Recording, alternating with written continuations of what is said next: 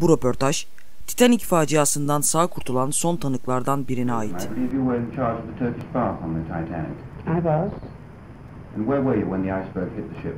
I was in bed. And when did you first realize things were wrong?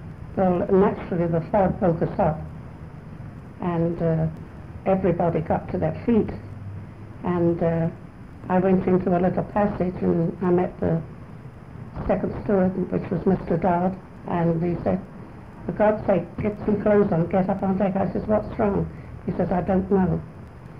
So, of course, I had a coat on, a night dress, and we got up on deck, and everybody was most cheerful. When did you first realize how serious things were? I didn't think it was serious because I didn't think it was possible a big ship like that could sink.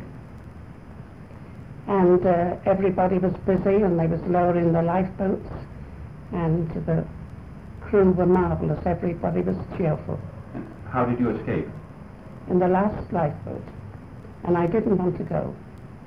And then, of course, you realized that things were very serious. Yes, I did. And did you see the ship sink? I did. It sank very quickly. That must have been a most dramatic sight. It was, because you could just see the lights going down and down. Did you hear the music playing? I did. Almost till the end? Till the end, I heard them play, you know,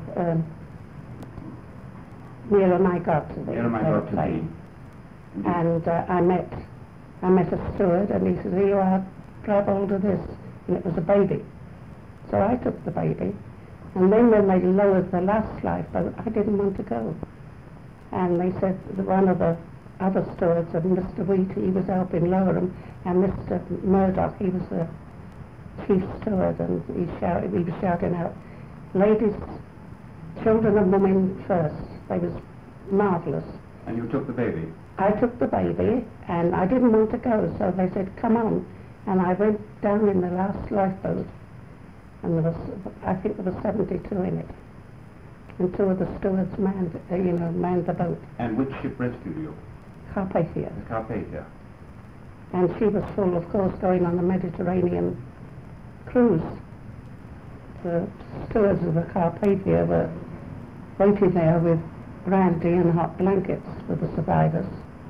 And then, of course, there wasn't much space for us. We had to go where we could, and the kindness of some of the people which was going the Mediterranean cruise helped out with letting us, sleep.